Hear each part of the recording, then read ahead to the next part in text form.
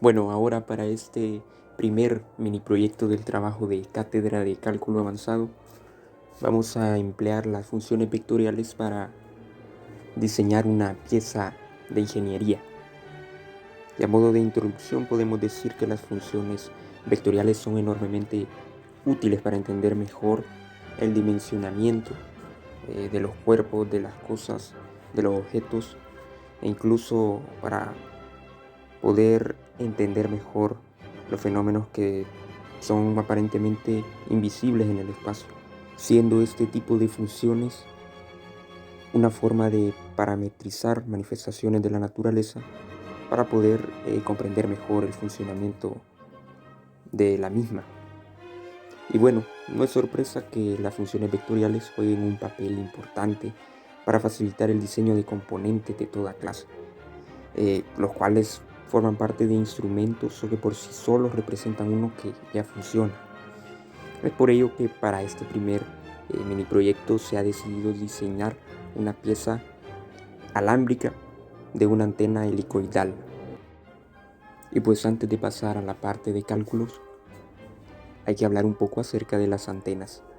Una antena, en términos generales, es un dispositivo el cual es utilizado para la emisión y o recepción de señales a larga distancia o a corta distancia, y las cuales son generalmente de tipo radiológico, cuya información se codifica o decodifica para escudriñar o para empaquetar alguna clase de dato. Y en ingeniería son muchas las áreas de aplicación donde podemos hallar las antenas, pues son muy versátiles al poder funcionar en cualquier lugar y a cualquier distancia, siempre y cuando se esté en un lugar de cobertura para ella. Las antenas están en todos lados, centrales de radio, de teléfonos celulares, de televisores, dentro de laptops, de otros dispositivos, muchos aparatos de inteligencia de las cosas, aplicaciones de tipo militar, etc. Es por este motivo que el siguiente mini proyecto se centra en un tipo particular de antenas, las ya mencionadas helicoidales, cuya funcionalidad es visible en otros tipos de antena, pero que tienen una particularidad de que poseen una forma de solenoide, es decir, como una bobina, formada por un cable conductor plegado que capta la señal. Modelo base y obtención de dimensiones a escala. En la siguiente imagen podemos ver el modelo de pieza en el que nos hemos basado para este mini proyecto, el cual es una antena muy pequeña, solo tiene 13 milímetros de largo, al menos la parte helicoidal, y que la podemos encontrar en enrutadores, es decir, algunos dispositivos de red. Ahora sí, el dimensionamiento de la pieza. Primero tenemos la variable D, que mide 5 milímetros, la cual se refiere al diámetro de la antena. Luego tenemos long, que es la variable que se refiere a la longitud. Luego la variable n, que indica el número de vueltas del, entre comillas, solenoide. C, que se refiere a el perímetro o la circunferencia que tendría la antena si es vista desde arriba. O sea, el círculo bidimensional que veríamos si estuviésemos de manera aérea viendo esta antena, y el cual resulta ser de aproximadamente 15.708 milímetros. Y por último S, que es de alrededor de 1.4 milímetros y que vendría a ser el valor de la frecuencia angular de la función seno y coseno de las paramétricas. Ya con esa información y esas medidas es suficiente para poder generar las funciones paramétricas que vamos a utilizar para calcular la longitud de arco, quedando x es igual a 2.5 coseno de 10 séptimos de pi por t, y igual a 2.5 seno de 10 séptimos de pi por t, y Z sería el parámetro t, donde el 2.5 que acompaña a las trigonométricas viene a ser el radio del helicoide y a su vez es la amplitud de la función, tanto en el eje y como en el eje x. Y la frecuencia angular de 10 séptimos pi por t viene a ser prácticamente, o viene a definir el período y a la vez el número de vueltas indicadas, que son 9, para que sea precisa la formación de la pieza analizada. Y ahora sí, ya vamos con el cálculo en sí de la longitud de arco, el cual es un proceso bastante simple, podría decirse, y corto, ya que solo es de sustituir en la fórmula de L es igual a la integral de a hasta b de la raíz cuadrada de la derivada de x respecto a t al cuadrado más la derivada de y respecto a t al cuadrado más la derivada de z respecto a t al cuadrado por un dt. Por ello es que obtenemos ahí las derivadas respecto a t de cada una de las variables, de las paramétricas en otras palabras, y definimos los límites de integración, los cuales son de 0 a 13, puesto que la longitud de esta antena es de 13 milímetros. Ahora sí pasamos a sustituir todo en la expresión. Lo que hice fue aquí sacar de factor común el 25 séptimos por pi al cuadrado, ya que el negativo que estaba ahí de todas maneras se iba a hacer positivo al elevarlo al cuadrado. Y al sacar factor común de eso vemos que hay una identidad muy conocida ahí de seno cuadrado de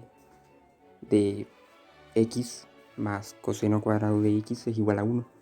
Y queda todavía sumando un 1 afuera, que es la derivada de z respecto a t.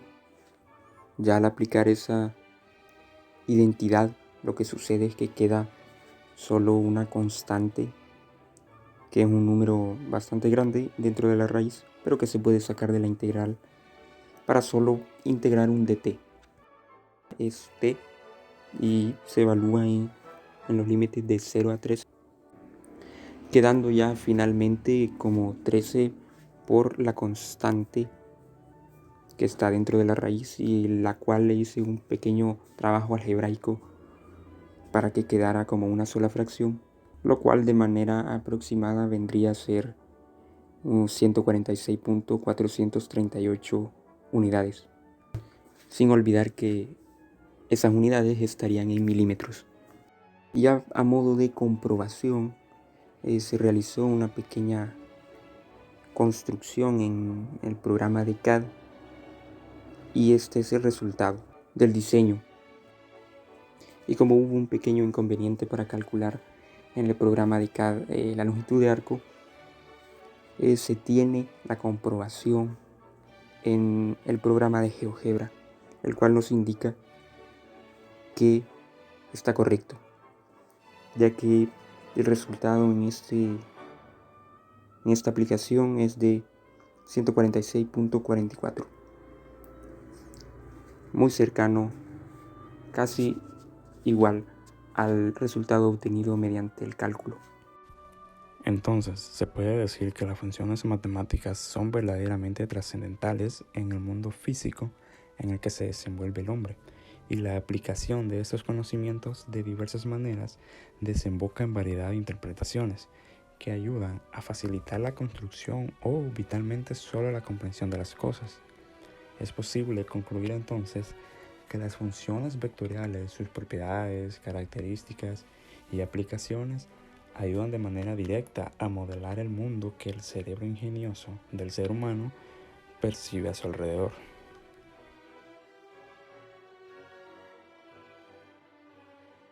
Para el segundo mini proyecto del proyecto de cátedra de cálculo avanzado, vamos a hacer uso de las funciones vectoriales para calcular el área de una superficie. En este caso se nos pide calcular el área de un techo y la estructura seleccionada fue el Apple Store, que se ubica en Marina Bay, en Singapur. Un poquito de contexto de esta tienda es que es la primera tienda de Apple que simula ser una isla conectada únicamente por un puente. Esta es una representación contemporánea de la cúpula geodésica y se trata de simular una burbuja de agua. Está completamente construida de cristal con base de cristal negro, por lo que ofrece una vista de 360 grados de la Riviera de Singapur, convirtiéndola en uno de los lugares más icónicos del lugar. Ahora, investigando un poco sobre datos técnicos de este edificio, nos encontramos con que tiene una altura, o lo que sobresale del agua, de 28.5 metros y un diámetro de 30 metros. Con esto, ya nos podemos hacer una idea de cómo construir la ecuación. La ecuación obtenida es 13.5, z igual a 13.5 más raíz de 225 menos x al cuadrado menos y cuadrado. ¿Por qué? Porque tienen en cuenta que el radio es de 30 metros y tomando como la simulación del nivel del agua como el plano XY, nos damos cuenta que si centramos la esfera en el punto 0,0,13.5, vamos a tener 13.5 metros del origen al centro más los 15 metros de radio del centro, pues a la altura total de la esfera, por lo que nos va a dar un total de 28.5 metros, que es lo que sobresale del agua en la vida real, esta esfera. Ahora, para calcular el área del techo de esta tienda, utilizando integrales de línea, nos dice que el área de una superficie es igual al integral doble de la superficie por un diferencial de superficie, que esto lo podemos trasladar a un integral doble de una región por la raíz cuadrada de 1 más la derivada parcial de la función con respecto a x al cuadrado más la derivada parcial con respecto a y al cuadrado por un diferencial de superficie. La función en nuestro caso pues es la función encontrada del techo.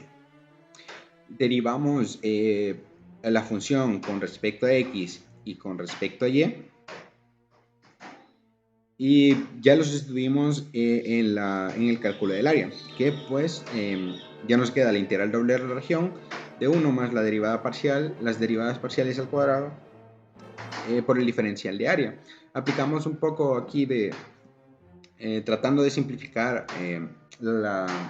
todo lo que queda dentro de la raíz para hacer una integral un poquito más fácil. Y aquí nos queda que 225 menos x al cuadrado menos y cuadrado más x al cuadrado más y cuadrado, pues se van a cancelar las x al cuadrado y las y al cuadrado. Y abajo nos va a quedar 225 menos x al cuadrado más y cuadrado.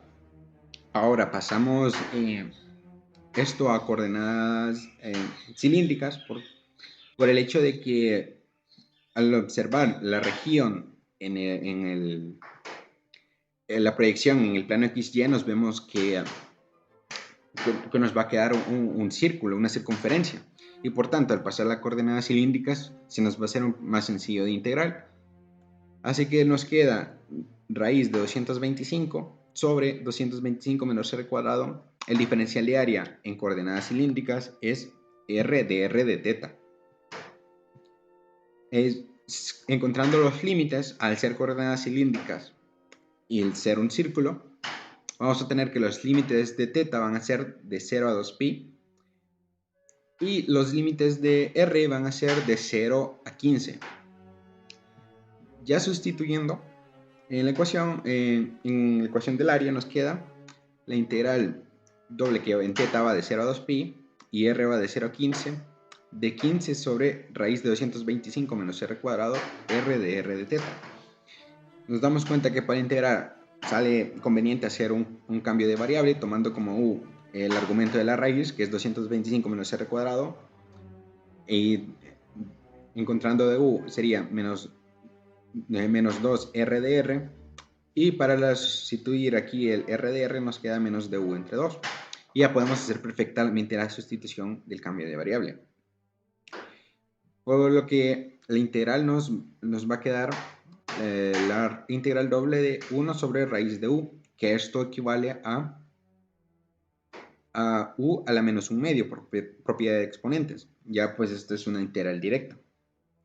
La integral de eso sería 2u a la un medio o 2u a la raíz, 2 raíz de u. Y esto, devolviéndolo a la variable original, que u es 225 menos r cuadrado, lo evaluamos de 0 a 15. Al evaluarlo, 225 menos 15 al cuadrado es 225. Por eso esta integral se nos va a hacer 0. Menos el 225 menos 0 al cuadrado, pues siempre es raíz de 225. Nos va a quedar menos raíz de 225 dentro de la integral, pero eso lo podemos sacar. Y ahora, raíz de 225 es 15. Nos queda menos 15. Menos 15 por menos 15 es 225. Y pues ya nos queda solo la integral de 0 a 2pi por el de teta. Esto pues, la integral de teta solo es teta. Luego hablamos de 0 a 2pi, nos queda 225 de 2pi menos 0. Esto nos da como total un área del techo de 450 pi metros cuadrados. Pasándole con decimales, nos queda un área total de 1413.72 metros cuadrados. Ahora, esta representación lo hicimos con una maqueta pequeña en CAD, pues asignándole todos los valores. Aquí podemos ver el diámetro que tiene 30 metros, el radio de 15 y aquí le hemos dado una altura de 13.5, que es lo que a partir del origen. Y aquí podemos observar que sí concuerdan las áreas obtenidas, ya que el área aquí en la simulación nos da 1413.717 metros cuadrados, que es muy similar a, ya que lo que hicimos aquí es aproximarla al punto 72, pero en sí el área sí concuerda. Ahora podemos decir que que la ubicación de los paneles solares sería una propuesta bastante interesante en esta tienda, debido a su forma esférica, colocar paneles curviados y no tendríamos una restricción como tal para colocarlos en el techo, y sería de bastante provecho porque como se puede observar en las imágenes, no hay nada que le haga sombra y así podemos aprovechar todo el día de sol. En conclusión, este diseño de estructuras de tipo arquitectónico requiere de una importante precisión que contribuya a que sea duradera, ergonómica, firme y sólida, e incluso estéticamente agradable para las miradas. Todo esto se puede alcanzar utilizando técnicas matemáticas interesantes como las vistas en la realización de este proyecto, haciendo la creación humana una actividad dinámica, variable y bajo algunos puntos de vista sencilla. En el caso particular del techo de la tienda de Apple, la puesta en escena de paneles solares en toda la región hallada sería una interesante propuesta que permitiría, por su forma semiesférica, capturar de mejor forma la luz solar por parte de celdas que tengan una forma caprichosa curveada.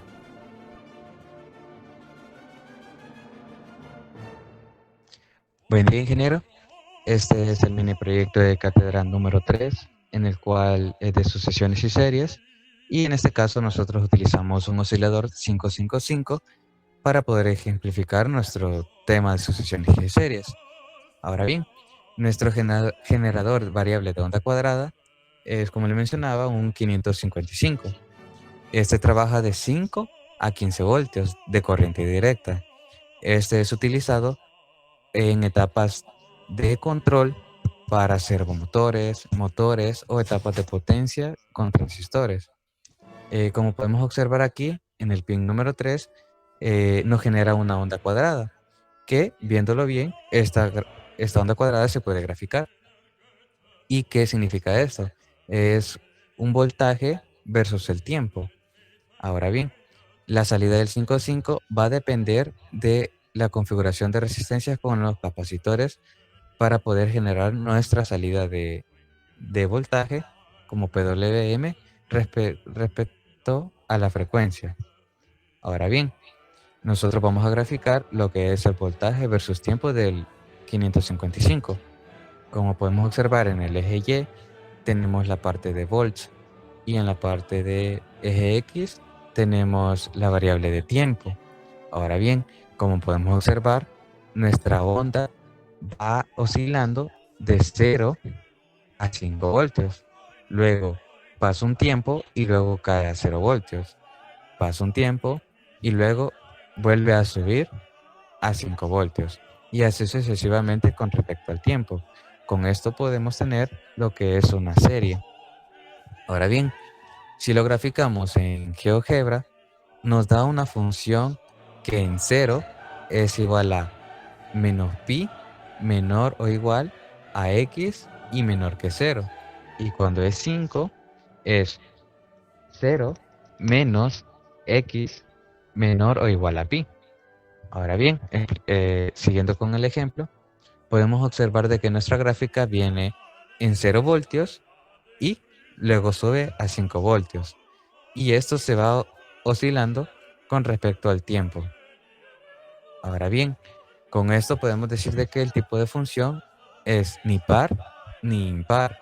Y con esto tenemos la fórmula de serie de Fourier, que viene de f de x igual a a0 más la sumatoria de n igual a 1 a sub n coseno de n por x más bn por seno de n por x.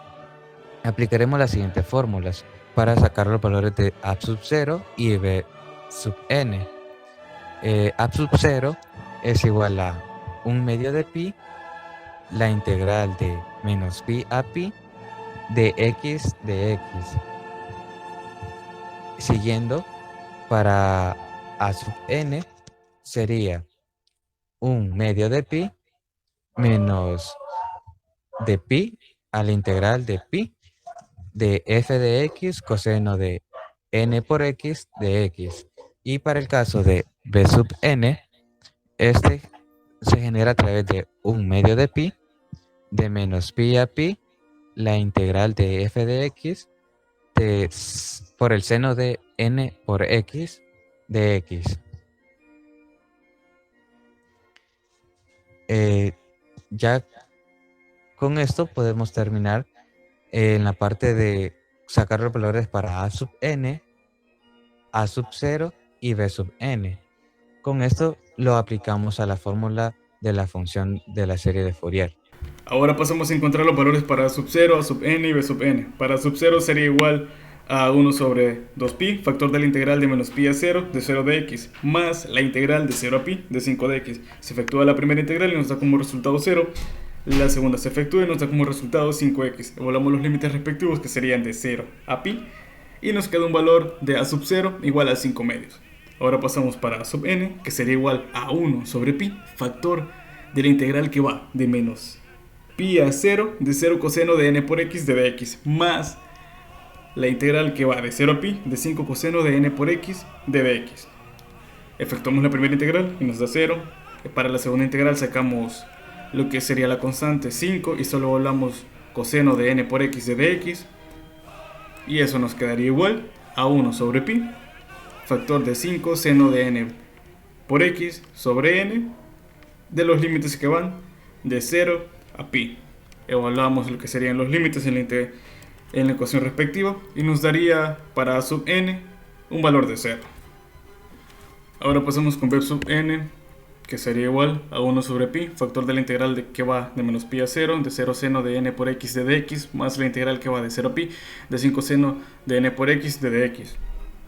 Se efectúa la primera integral, nos da como resultado 0, se saca el 5 como constante de la segunda integral y solo se va a integrar el seno, que nos da un resultado de menos coseno de n por x sobre n. Sacamos el factor de 5 como constante y nos queda menos 5 sobre pi, factor de coseno de pi por n sobre n, menos coseno de 0 por n sobre n. Coseno de 0 es igual a 1 y coseno de pi por n sobre n lo evaluamos en 0 y nos da igual a 1. De ahí evaluamos la ecuación en 1, nos da menos 1, la evaluamos en 2 y nos da 1. Y como podemos observar, la serie es alternada. Y por lo tanto la escribimos de la siguiente forma. B sub n es igual a menos 5 sobre pi, factor de menos 1 elevado a la n sobre n, menos 1 sobre n. Eso lo simplificamos sacando factor común 1 sobre n y nos da igual a menos 5 sobre pi por n, factor de 1 por menos de menos 1 elevado a la n. Ya encontrados los valores anteriores, aplicamos la sustitución de dichos valores en la fórmula de Fourier, que sería igual a A sub 0 más la sumatoria que va de n igual a 1 hacia infinito por A sub n coseno de n por x más b sub n seno de n por x. Sustituimos en la fórmula de Fourier y la simplificamos. Y evaluamos en los valores que serían n igual a 1, n igual a 2, n igual a 3 y n igual a 4. De igual forma, aquí se sustituyó y se simplificó.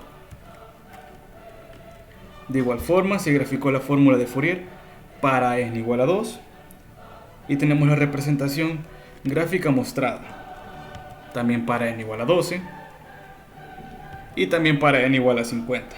Y como podemos observar, los tres gráficos se aproximan a la gráfica original del circuito integrado 555. Y por ello podemos concluir que las fórmulas de Fourier pueden ser muy importantes ya en la vida laboral en diversas aplicaciones y campos de ingeniería, ya sea esto en electrónica, automatización y telecomunicaciones, ingenierías que se encuentran inmersas en la vida cotidiana de cada ser humano. Gracias por su atención prestada.